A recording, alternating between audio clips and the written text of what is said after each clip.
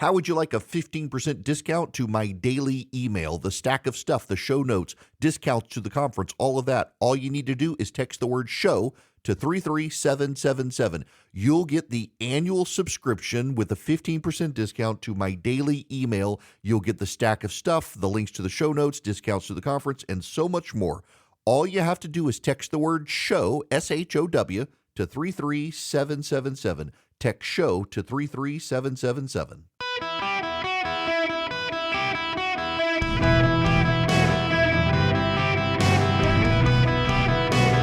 Welcome to the Eric Erickson Show podcast, Hour 2. Hello, America. Welcome. It's Eric Erickson here this fine Friday where it is pouring down rain outside my window. I hope you have blue skies where you are.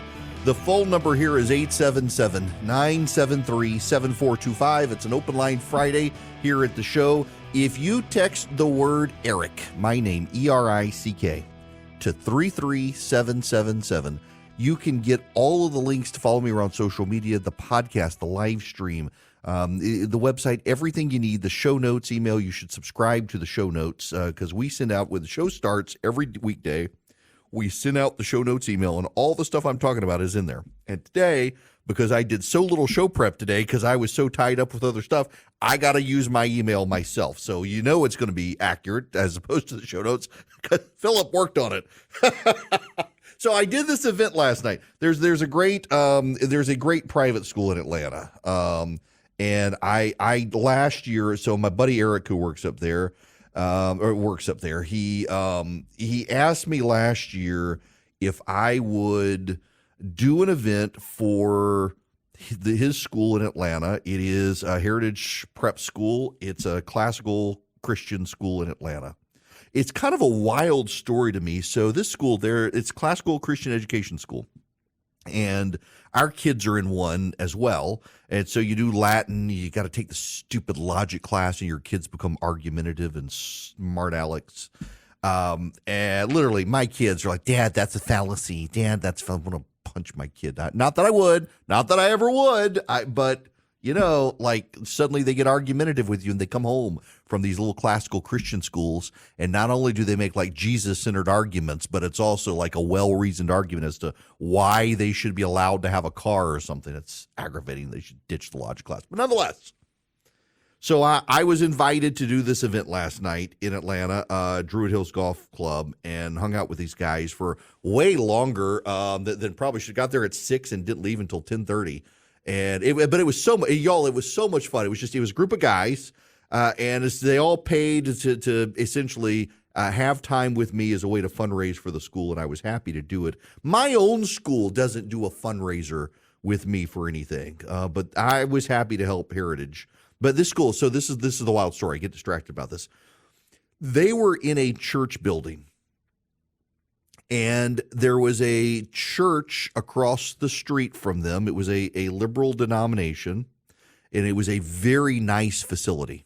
And they wanted to buy the facility, and they knew the facility, they could offer a lot of money. The church was dying, and they went to the church to offer to buy the property from the church. And the preacher at the church was a lady who asked them, your classical Christian school, if you had a girl come to school who identified as a boy, would you respect her pronoun choices, and how would you handle her? And the head of the school said, well, we would certainly allow her to come to the school, but she's made in the image of God, and he made her female. We wouldn't recognize her choice to be something other than how God made her. And the preacher said, well, we don't even need to have a conversation. We're not going to sell our property to you people. And then the church went out of business, and they got the property for way less than what they had originally offered to buy it for.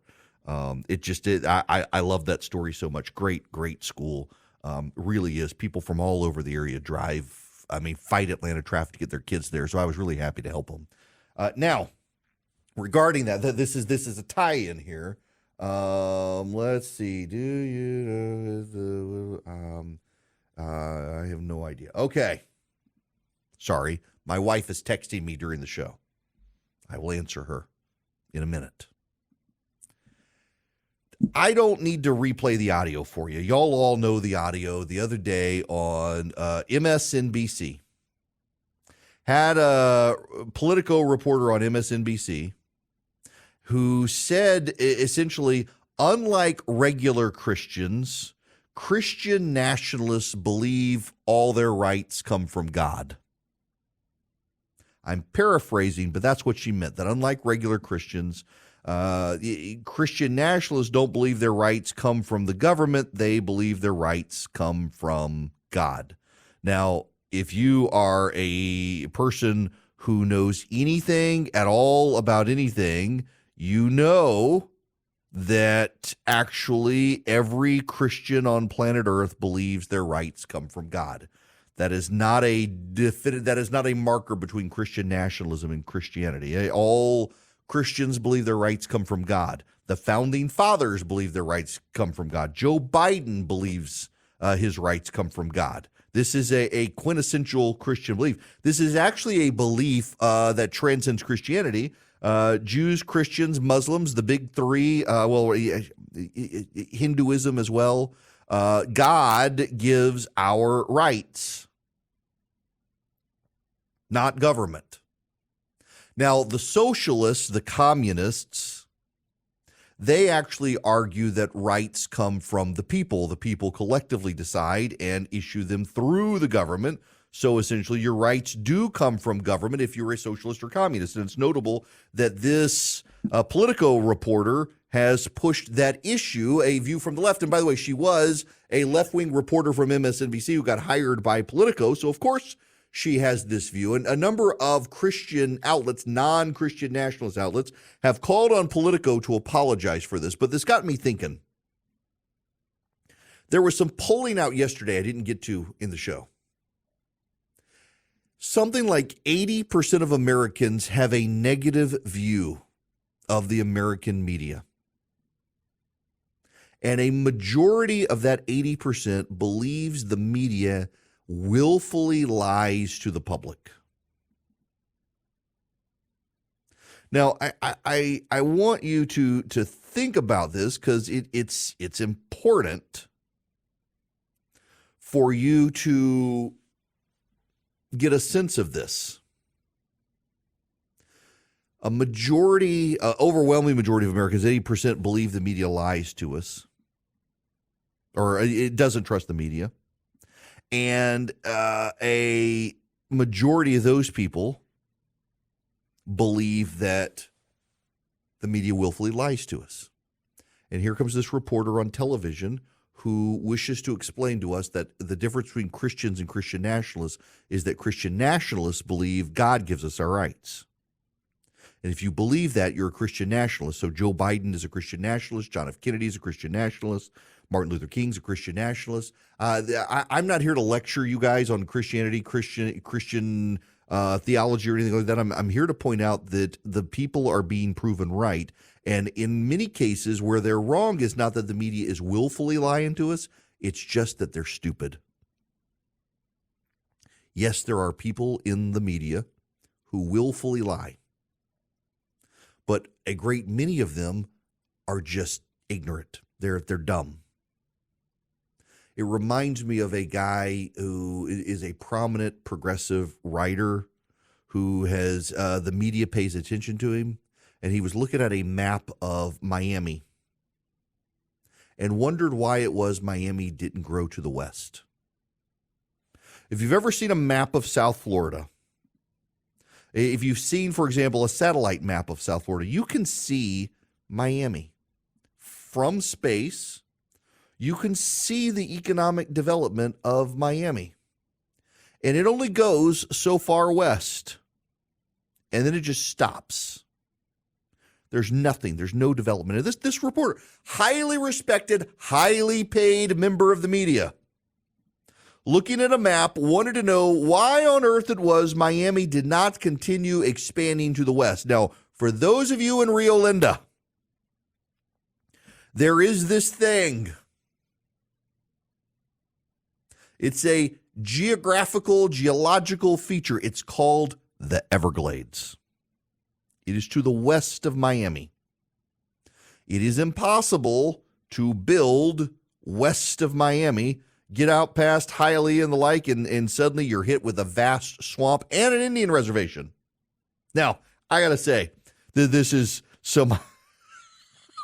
My dad, who may be listening right now, when I took him to his 50th high school reunion, this has been several years ago down in Coral Gables. My dad's from Coral Gables, grew up on Alhambra Circle, had the Hyatt there in Coral Gables. We had his 50th reunion. He and I drove down there. He flew into Atlanta. I picked him up, and we drove down to Coral Gables. We stopped in Orlando to see my Uncle Leaf, made it down to Coral Gables, and he hadn't been there in a very long time, and he's like, "Oh, we should go south. I'll show you where we used to take church trips to feed the Indians on the Indian reservation." And so south, he's like, "I know it's around here somewhere," and it's an Aston Martin dealership now. Just complete massive development down in South Florida now. When he grew up back in Coral Gables, there was lots of rural areas and farmland south of Coral Gables. Not anymore. The Coconut Grove area down there in South Miami had an Aston Martin dealership. The Indians are now out to the west in the Everglades. But you got this area down there, and you got this reporter who's supposedly smart who just couldn't understand why. The media is just full of dumb people, y'all. The media is full of idiots. You know, when I got hired by CNN, it was a toss-up between CNN and Fox News. And Rush Limbaugh is actually the one to encourage me to go to CNN. He said I needed to go to CNN first before I went to Fox because Fox would be comfortable. And I needed to learn how to deal with people who were hostile to my values and hostile to anything I said. And my gosh, were they in many cases. But it was right. He was right in his advice. Because I learned a lot. I actually made some friends at CNN, learned how to talk to people who disagreed with me ideologically in ways where they might actually listen to me instead of immediately tuning me out. But I was really intimidated because I went to Mercer University. It's a great school, but it wasn't the Ivy League. And here I am on TV with people from Columbia and Harvard and Yale and Princeton, and they were a bunch of idiots. These were not smart people. They hid behind their credentials to avoid being an idiot. And this is what you see, the tactic of the left now, is they want to hide behind their credentials. Oh, you think a man can't become a woman? What's your credential? I'm a human being who took basic high school biology. I don't need a PhD in women and gender studies to know this.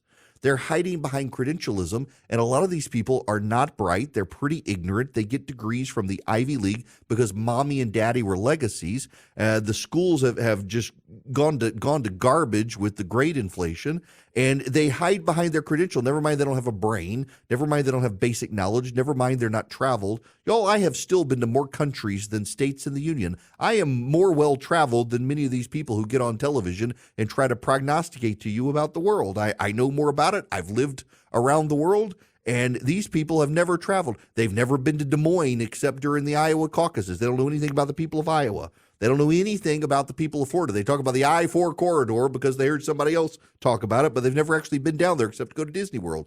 They are untraveled, uneducated, unexperienced, and they live in a bubble, and yet they've decided they're the ones who will tell us how the world works. So to the extent that people think the media is lying to us, in many cases they are, but in most cases they don't even know they are lying to us. They're just morons. And they want to lecture you.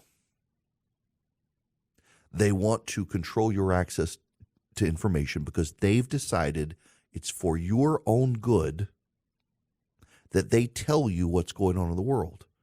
That if you go look for it yourself, you're not smart enough to figure it out. And the result is, in their contempt for you, you've figured out they're contemptuous of you, and you don't listen to them. And they really hate it, which is why so many of the voices, the loud voices in the National Press Corps, are all focused on misinformation and disinformation now and think that maybe the First Amendment has gone too far because they've lost your trust. And the only way they can think to get it back is not to be truthful, not to find smart people, not to be more well-traveled and more well-read and understand people, but to censor because they have a monopoly. They have the power, and they don't want to give it up. And the best way for you to handle it is to continue to do what you're doing. Ignore them and find competing news sources. I will tell you, though, the right is getting as bad as the left in some of these cases. I got to spend my time reading everybody, left, right, and center, just to figure out what the heck's going on anymore so I can convey it accurately to you.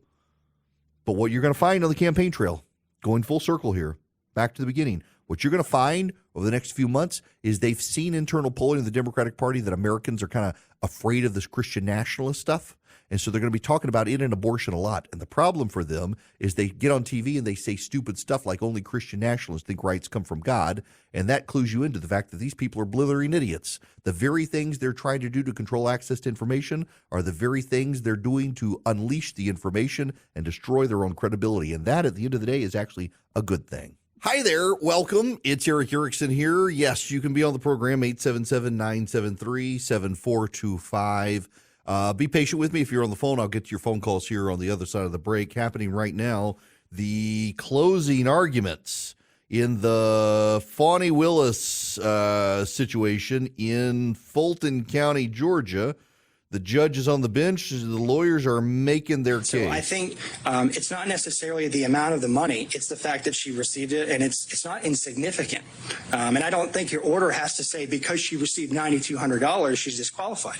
I think if we go back to the 20,000-foot level, what's the appearance here? Is this fairness to the defendants? Does it appear that she is interested in this prosecution, or does it appear that she's disinterested?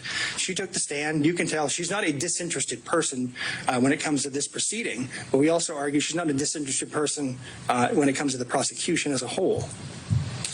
I'm going to leave for I'll resist the temptation to defend my wife, who I believe to be an excellent lawyer and a member of the bar for 20 years in good standing. But I will say this, Judge, you don't just evaluate the credibility of the witnesses. You evaluate the credibility of the lawyers. And Mr. Abadi stood up here in open court in front of national news and the national public and called her a liar. I need to address that for 1 minute. There's text messages that are now part of the record, which now are substantive evidence for you to consider. And that's the live hearing there happening now. We'll get back to that when we come back. Right now, I got to tell you about Swiss America. Y'all, you should go check out Swiss America's website at swissamerica.com/Eric today. In addition to being able to get the report, The Secret War on Cash, you can also explore their options as someone with who to do business if you're into investing in precious metals. They're a great company, and I don't know if you've seen what's been happening with precious metals lately as the economy. There are all sorts of great signs that the economy's doing well, but also there are all sorts of warning signs about the state of banks and things like that. If you go to swissamerica.com/Eric, you can also get the Secret War on Cash report from them. You can also call them 800-289-2646 and mention my name, Eric Erickson. You can call or text it. Message and data rates apply.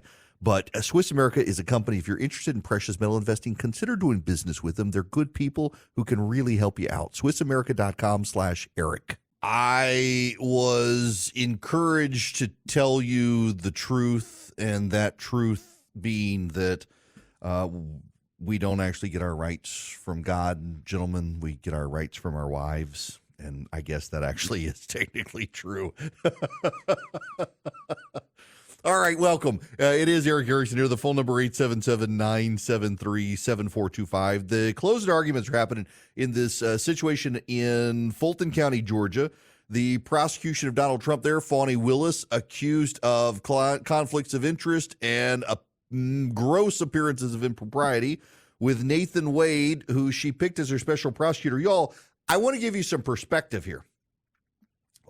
In fact, let me pull out my calculator just to be on the safe side. Okay, so it's been 18 years since I practiced law.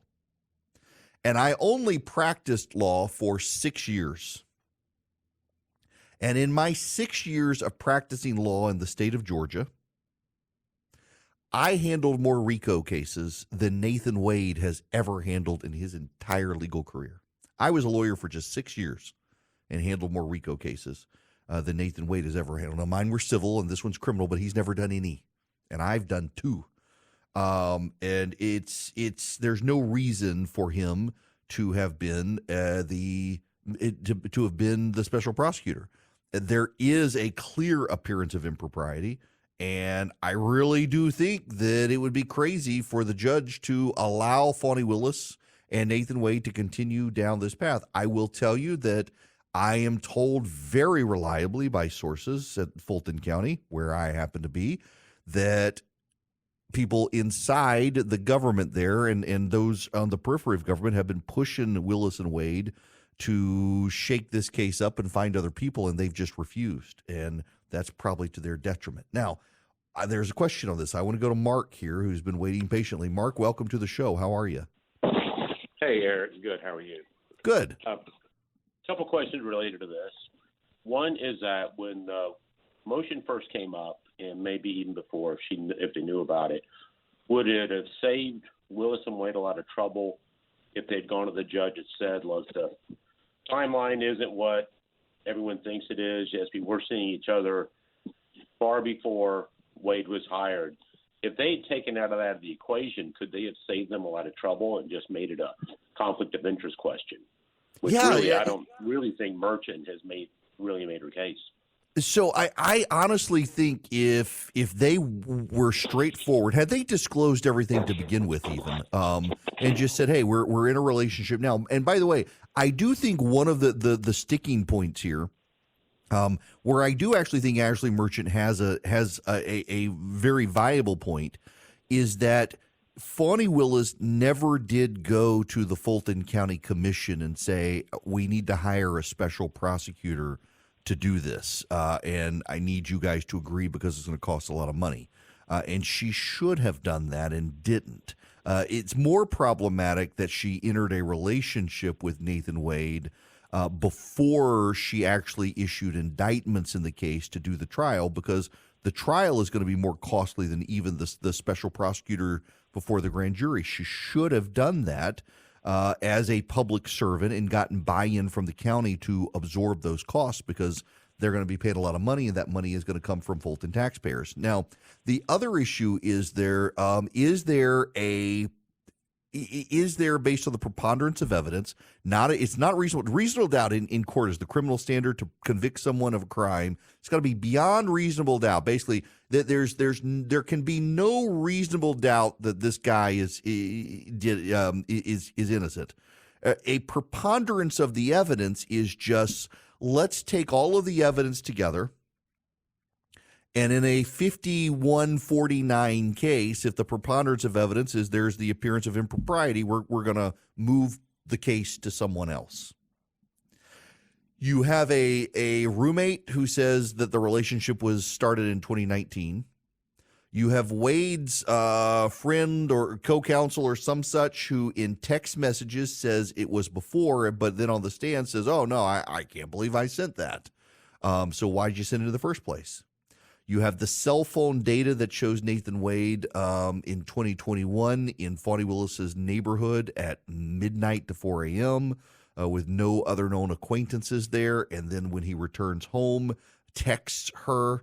All of this stuff, I think, in a preponderance of evidence, if it's close, if it's 51-49, there's an appearance of impropriety there that should cast doubt on their ability to continue operating this case.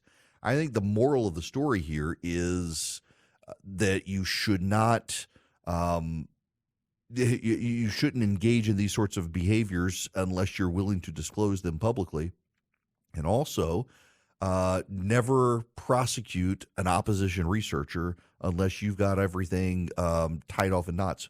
My real takeaway here, though, is there's a level of arrogance in the case from the prosecution side of how dare you question me? I'm here to prosecute Donald Trump. This is about democracy. How dare you question me? Except they're supposed to be questioned.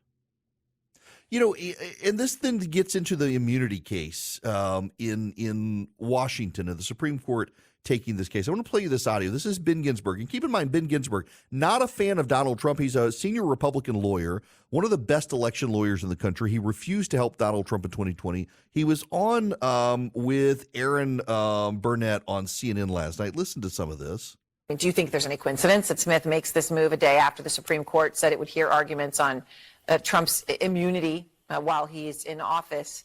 And they said that they're going to take that up, and that means that likely will not get a verdict by Election Day in any scenario. It does mean that. It means the Florida case is the one that can move forward the quickest. I don't think it's an accident, but I think this hearing has long been scheduled for Friday. It was going to involve dates. It's significant he's moving it back to July 8th, just a week before the Republican convention. Oh, that's interesting and important to point out as well. Yes, it is. And now that there's, what is it, Eli Honig on CNN, he's one of their legal analysts. August, and if that's let's see. So that's a really interesting development, that there could be some agreement here between the parties to do a trial in July or August. And if that's the deal, I think I see why each side might be interested in that. It tells me, first of all, that Jack Smith has now concluded that it's very unlikely he's going to get his January 6th trial in. We just saw the Supreme Court take that case yesterday. I think he's done the math and seen that that's essentially a done deal in terms of trying it before the election. This would allow Jack Smith to at least try the Mar-a-Lago case before the election. And from Trump's team perspective, they get the win of moving the January 6th trial till after the election. And it allows them, they would go ahead with the Florida trial, the Mar-a-Lago trial, but you're going to have a good jury there if you're Donald Trump. You're going to have half that jury is going to be Trump supporters, Trump voters. So there's also questions about the judge that have been. The judge has been good for Trump. So I think if you're Trump's lawyers, and we've had reporting on this, you're feeling pretty good about your chances in Florida. I don't want to be a broken record on this one, but I need to reiterate this. Both parties try to find silver bullets to take out the other side. You know, in literary mythology, the silver bullet is what kills the werewolf, kills the monster. I've been in politics long enough. I've been in the media long enough. I've been in law long enough to know there are never silver bullets. Part of the Democratic fury and angst over these legal cases for Donald Trump right now is because they thought they had silver bullets. They were going to take out Donald Trump.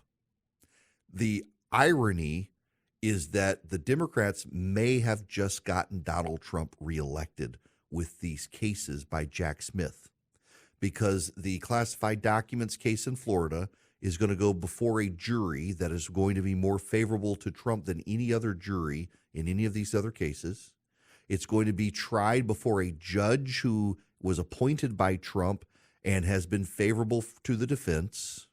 And if Donald Trump is found not guilty by this jury, it's going to help him immensely in his reelection effort. He will get a bounce nationally. And the reason is because the Democrats don't like to talk about it. They work very hard and go to great pains to avoid talking about it. There is a lot of polling that shows the American public, not just Republicans, not just Trump voters, but independent voters in the United States do believe that Donald Trump is being harassed by a legal system because Democrats wish to take him out.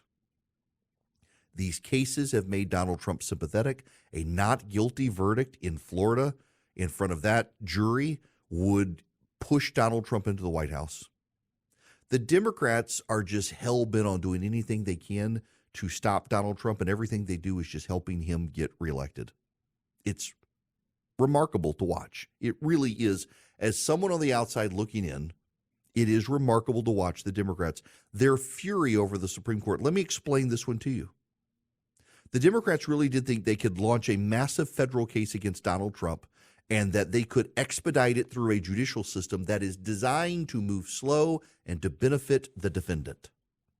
And they are now upset that the system is benefiting the defendant. It is absurd to watch the Democrats melt down over the Supreme Court being willing to consider this appeal. They didn't consider an immediate appeal. They waited for the Court of Appeals to handle it. They did that because that's what they do. They typically don't pull stuff out. The Democrats have just been convinced that this must be rushed, but the reason they want to rush it is because of the election, and politics don't matter to the Supreme Court. I know you think it does. I know you think politics matter. The Democrats are admitting they think politics matter. But at the end of the day, if you've ever talked to Supreme Court justices, they don't sit around considering the political implications of their decisions. If they did, Roe v. Wade would still be the law of the land, because look what happened to the Republicans afterwards.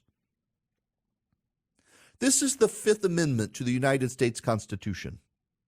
No person shall be held to answer for a capital or otherwise infamous crime unless on a presentment or indictment of a grand jury, except in cases arising in the land or naval forces or in the militia, when in actual service in time of war or public danger. Nor shall any person be subject to the same offense to be tried twice, put in jeopardy of life or limb, nor shall be compelled in any criminal case to be a witness against himself, nor be deprived of life, liberty, or property without due process of law, nor shall private property be taken for public use without just compensation. Amendment 6. In all criminal prosecutions, the accused shall enjoy the right to a speedy and public trial by an impartial jury of the state and district wherein the crime shall have been committed, which district shall have been previously ascertained by law, and to be informed of the nature and cause of the accusation, to be confronted with the witnesses against him, to have compulsory process for obtaining witnesses in his favor, and to have the assistance of counsel for his defense.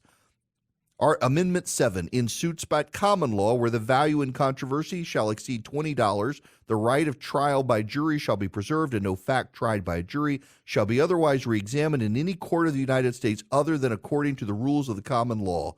Amendment 8, excess bail shall not be required, nor excessive fines imposed, nor cruel and unusual punishments inflicted.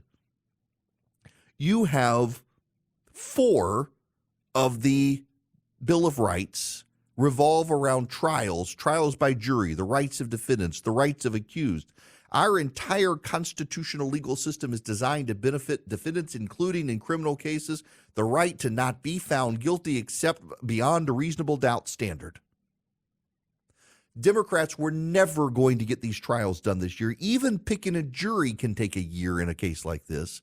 It was always a fantasy. They sold themselves on MSNBC. They've lied to themselves.